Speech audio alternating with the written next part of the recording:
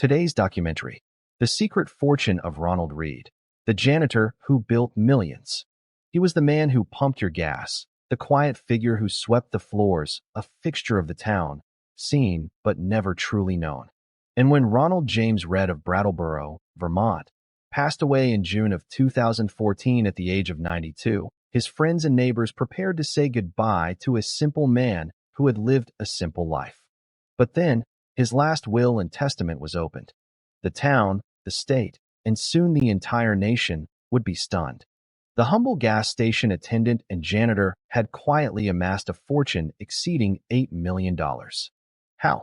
The question echoed from the local diner to the floors of the New York Stock Exchange.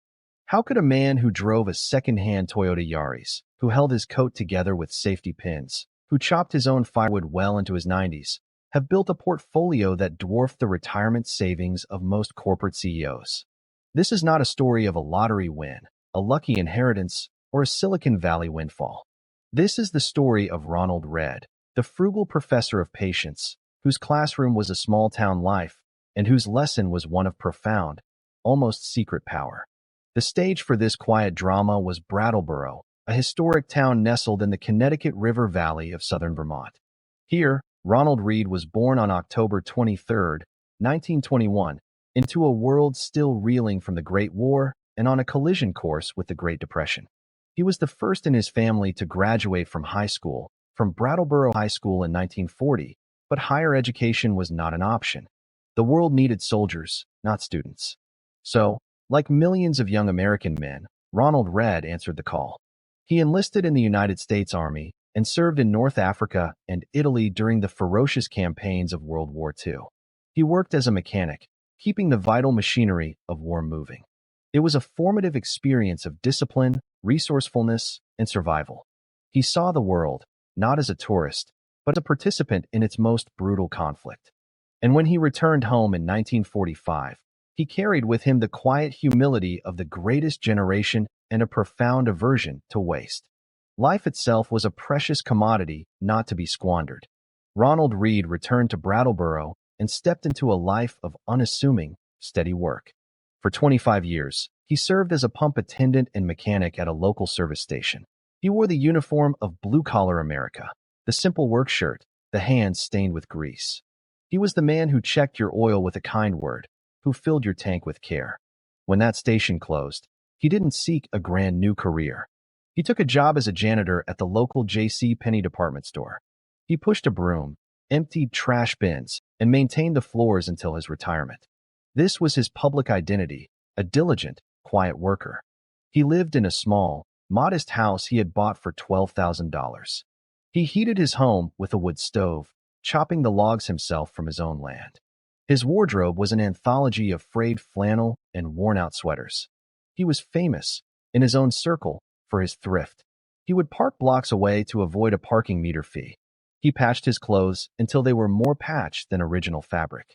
To the outside world, Ronald Read was the embodiment of frugality, a man who by necessity watched every penny because, they assumed, he had so few to watch. But Ronald Read possessed a second, hidden identity, one he shared with no one, not even his closest friends. He was an investor. This was not a hobby born of sudden inspiration. It was a discipline, a slow and steady practice he began decades earlier. After the war, he understood the value of a dollar earned and, more importantly, a dollar saved. He started reading the financial pages of the newspaper, not with the frenzy of a day trader, but with the patience of a gardener planting seeds. His strategy was deceptively simple, almost boring in its brilliance. He invested in what he knew.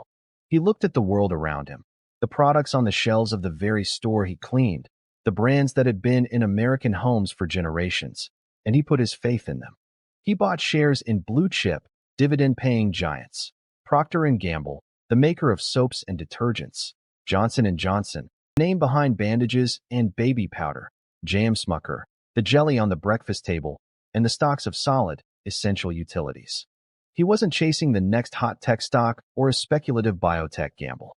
He was buying fractional ownership in the mundane, enduring machinery of everyday American life. The magic, however, was not in the selection alone. It was in the unwavering execution, year after year, decade after decade. Ronald Read practiced a form of financial asceticism. He lived far, far below his means. Every paycheck from the gas station, every wage from his janitorial work, was not a ticket to immediate consumption, but a source of capital. He would save a portion, and then he would walk down to the offices of his local broker, often in his work clothes, and buy a few more shares. He didn't dabble. He committed. He held. He reinvested every single dividend. This is the engine room of his fortune. The relentless, exponential power of compound interest applied over a time horizon that spanned nearly 7 decades. He bought shares after the post-war boom, through the stagflation of the 1970s, the crashes of 1987 and 2008, the dot-com bubble. While others panicked and sold, Ronald Read, the janitor who had survived a world war, simply held firm. He viewed market downturns not as catastrophes, but as opportunities to buy more of his beloved companies at a discount. His portfolio became a silent, growing glacier, inching forward imperceptibly year by year, but carving a monumental landscape over the span of a lifetime. The tension in Ronald Read's life was not one of dramatic financial risk, but of profound human disconnect. Imagine the internal landscape of this man. He goes to work, interacts with customers and coworkers who see only his threadbare jacket. He listens to conversations about money troubles, about the struggle to make ends meet. And all the while, he knows he holds a secret that would shatter their perception of him. He never bragged. He never hinted. He never upgraded his lifestyle, not even a little. Why? This is the central mystery of his character. For Ronald Read, the money wasn't for spending. The act of accumulation was itself the purpose, a testament to discipline, a scorecard of patience.